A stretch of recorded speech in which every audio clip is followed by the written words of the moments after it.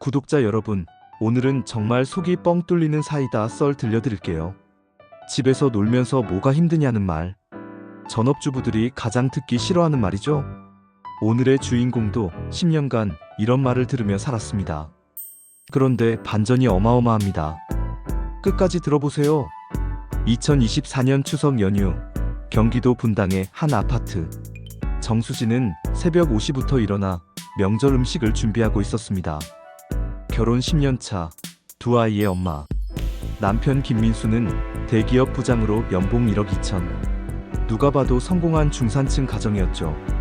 아침 9시, 시댁 식구들이 도착했습니다. 어머, 엄마, 또 명품백 사셨네요? 시누이 김민정이 들어오자마자 한 말이었죠. 민정은 30대 후반, 의사 남편과 결혼해 늘 우월감에 젖어있는 사람이었습니다. 시어머니가 자랑스럽게 대답했습니다. 이거 작년에 너희 오빠가 유럽 출장 갔을 때 사온 거야. 며느리는 집에만 있으니 명품백이 필요 없지? 수지는 입술을 깨물며 차를 날랐습니다. 저에게는 말 한마디 없더니 자기 어머니에게만 명품 선물을 했다는. 남편이 조금은 야속했습니다. 시어머니가 계속 말을 이었습니다. 그러게, 우리 민수가 벌어다주는 돈으로 편하게 살면서 뭐가 불만인지. 며느리 얼굴이 왜 이렇게 초췌해? 엄마, 수진이도 애들 키우느라 힘들어요. 남편이 마지못해 한 말이었지만 곧이어 덧붙인 말이 더 가슴에 박혔습니다. 그래도 직장 다니는 여자들에 비하면 편하지. 집에서 애들이랑 놀아주고 TV 보고 낮잠 자고. 내가 얼마나 부러운지 알아? 수진의 손이 미세하게 떨렸습니다. 여보, 내가 하루 종일 뭘 하는지 알아요? 뭐 하긴 집안일 하겠지. 근데 요즘은 기계가 다 해주잖아. 세탁기, 식기세척기, 로봇 청소기. 그때 시아버지가 끼어들었습니다. 내가 집사람한테 늘 하는 말이야. 여자가 집에만 있으면 세상 물정을 몰라. 며느리도 파트타임이라도 나가서 돈을 벌어봐야 남편이 얼마나 고생하는지 알지. 그 순간 막내 시동생 김민호가 웃으며 말했습니다. 형수님, 그런데 결혼 전에 뭐 하셨어요? 이력서라도 넣어보시지 그래요. 아, 경력 단절 10년이면 아무데도 안 받아주려나? 온 가족이 웃음을 터뜨렸습니다. 수지는 조용히 일어났습니다. 화장실 좀. 화장실에서 수지는 거울을 보며 눈물을 삼켰습니다. 10년 전 그녀는 누구였을까요? 2014년 서울 여의도 H투자증권 본사. 정 팀장님, 이번 펀드 수익률이 또 1위네요. 3년 연속 업계 최고 수익률이에요. 당시 32세였던 정수진 팀장은 업계에서 미다스의 손으로 불렸습니다.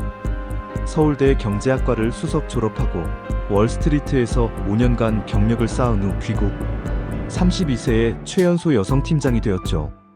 그녀가 운용하는 펀드 규모만 5천억. 개인 자산도 이미 50억을 넘어서고 있었습니다. 그때 김민수를 만났죠. 대기업 과장이었던 그는 수진에게 반해 맹렬히 구애했습니다. 수진 씨, 결혼하면 일 그만둬도 돼. 내가 충분히 벌 테니까 편하게 살아. 저도 일을 계속하고 싶은데. 우리 엄마가 맞벌이는 절대 안 된대. 애들한테 소홀해진다고. 그리고 내 자존심도 있고. 사랑에 빠진 수지는 결국 일을 그만뒀습니다. 하지만 결혼 전 그녀는 중요한 결정을 했죠. 변호사 사무실에서 작성한 혼전계약서, 그리고 남편 몰래 관리한 자산운용. 다시 거실로 돌아온 수진. 시누이가 또 시작했습니다. 오빠, 우리 애 학원 보낼 때 돈 좀 보태줄 수 있어요? 남편이 대답했습니다. 민정아, 우리도 빠듯해. 수진이가 돈을 안 버니까. 아니, 오빠 혼자 버는 돈으로 어떻게 살아? 언니도 좀 나가서 일하시지. 시어머니가 거들었습니다. 그러니까 우리 민수 불쌍해서 회사에서 밤낮 없이 일하는데 며느리는 집에서 놀고. 수진이 조용히 물었습니다. 제가 논다고 생각하세요? 그럼 뭐 일한다고 생각해? 집안일? 그게 일이야? 진짜 일은 돈 버는 거지. 남편이 덧붙였습니다. 수진아, 너도 알잖아. 네가 경제활동을 안 하니까 우리 집이 늘 빠듯한 거야. 내 연봉으로는 한계가 있어. 그럼 저보고 일을 하라는 거예요? 지금부터라도 뭐라도 해봐. 마트 캐셔라도 하면 한 달에 200은 벌잖아. 시아버지가 웃으며 말했습니다. 200도 많이 쳐준 거야. 경력도 없고 나이도 있는데 누가 써주겠어? 그때였습니다. 수진의 휴대폰이 울렸어요. 여보세요? 아, 네. 지금 확인할게요. 수진이 노트북을 열자 신우이가 비웃었습니다. 뭐야, 인터넷 쇼핑이라도 하시나? 수진은 대답 없이 화면을 보다가 말했습니다. 죄송한데 잠깐 통화 좀 할게요. 수진이 담담하게 말했습니다. 대표님, 오늘도 휴일인데 죄송합니다. S전자 인수권 최종 승인 필요해서요. 얼마예요? 420억 규모입니다. 승인합니다. 수고하세요. 거실이 조용해졌습니다. 그러다가 신우이가 먼저 입을 열었습니다. 뭐야? 사기 전화야? 수지는 노트북을 돌려 보여줬습니다. 제 이름으로 된 투자회사예요. JS 인베스트먼트. 뭐라고? 남편이 화면을 눈이라도 뒤집어질 듯 쳐다봤습니다. 운용 자산 8,200억. 대표이사 정수진. 이게 뭐야? 제가 10년간 운영한 회사예요. 결혼 전 제 자산 50억으로 시작했죠. 시어머니가 떨리는 목소리로 물었습니다. 그럼 지금 얼마나 되는 거야? 수지는 다른 창을 열었습니다. 개인 자산 현황. 부동산 강남 빌딩 2채 시가 320억. 주식 및 펀드 230억. 현금성 자산 85억. 해외 자산 150억. 총 자산 785억. 약 800억 정도 되네요. 남편이 다리에 힘이 풀려 주저앉았습니다. 이게 말이 돼? 넌 집에만 있었잖아. 낮에 아이들 학교 보내고 나면 6시간이 있어요. 매일 4시간씩 시장 분석하고 투자했죠. 새벽 2시에 일어나서 해외 시장도 체크하고요. 신우이가 믿을 수 없다는 표정으로 물었습니다. 그럼 왜 이렇게 소박하게 살았어요? 소박하게요? 전 그냥 과시하지 않았을 뿐이에요. 명품백보다는 아이들 교육에 투자했고 외제차보다는 미래를 위해 재투자했죠. 수지는 서류 뭉치를 꺼냈습니다. 이건 혼전계약서예요.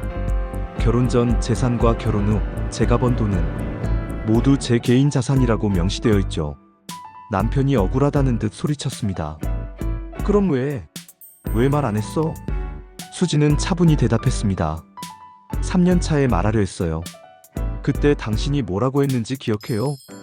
여자가 돈 많으면 남자 무시한다고. 절대 내 연봉보다 많이 벌지 말라고. 그건 5년 차에도 시도했죠. 투자 좀 해보고 싶다고 했더니 여자가 무슨 투자냐, 그냥 집이나 봐라고 했잖아요. 시어머니가 끼어들었습니다. 그래도 가족인데 속이다니. 속인 게 아니라 무시당한 거예요, 어머니. 어머니도 늘 말씀하셨잖아요. 여자는 남자 뒤에서 내조나 하면 된다고. 수지는 태블릿을 꺼내 보여줬습니다. 이게 제가 10년간 쓴 일기예요. 매일 들었던 무시와 모욕의 기록이죠. 2015년 3월 15일. 오늘도 시어머니가 돈도 못 버는 것이 뭐가 바쁘냐고 하셨다. 2017년 8월 20일. 남편이 회사 동료들 앞에서 우리 와이프는 백수라고 웃었다. 2019년 1월 1일. 신우이가 형수는 기생충 같다고 했다. 참았다. 2021년 5월 5일. 아이가 물었다. 엄마는 왜 아빠처럼 회사 안 가? 남편이 대답했다. 엄마는 능력이 없어서. 2023년 12월 25일. 크리스마스 선물로 앞치마를 받았다. 이게 내 유니폼이라며 온 가족이 웃었다. 수진의 눈에 눈물이 맺혔습니다. 전 매일 이런 말들을 들으며 살았어요. 그래도 가족이니까, 아이들 아빠니까 참았죠. 하지만 오늘이 마지막이에요. 수지는 또 다른 서류를 꺼냈습니다. 이혼 서류예요. 이미 변호사와 상담 끝났고요. 남편이 다급하게 매달렸습니다. 수진아, 잠깐만. 우리 다시 이야기해보자. 10년간 이야기할 기회는 충분했어요. 시아버지가 나섰습니다. 며느라가, 그래도 애들은 생각해야지. 애들요? 제가 경제력이 없어서 못 키울 것 같으세요? 아이들 학비로 이미 신탁 계좌에. 각각 30억씩 넣어뒀어요. 하버드를 가든 옥스퍼드를 가든 충분하죠. 신우이가 울먹이며 말했습니다. 언니, 우리가 잘못했어요. 용서해줘요. 용서요? 전 용서할 마음도 없지만 사과받을 이유도 없어요. 시댁 식구는 그냥 본인들의 가치관대로 사신 거니까. 수지는 가방을 들었습니다. 아, 그리고 이 집요? 남편이 희망을 품고 물었습니다. 응, 우리 집. 제 명의예요. 결혼하고 제 돈으로 샀거든요. 다음 달까지 나가주세요. 뭐? 월세라도 구하셔야 할 거예요. 아, 여보, 연봉 1억 2천이면 충분하시겠네요. 전 그보다 못 버는 백수인데도 800억을 모았으니까. 수진이 현관으로 향했습니다. 어디 가는 거야? 제 집으로요. 청담동 펜트하우스. 5년 전에 샀는데 말 안 했네요. 문을 열기 전 수진이 돌아봤습니다. 아, 김민수 씨. 한 가지 조언할게요. 다음에 누구를 만나든 외모나 집안일 능력이 아니라 그 사람 자체를 보세요. 그리고 시어머니, 며느리가 무능해 보였다면 그건 어머니 아들이 그 정도 수준이었기 때문이에요.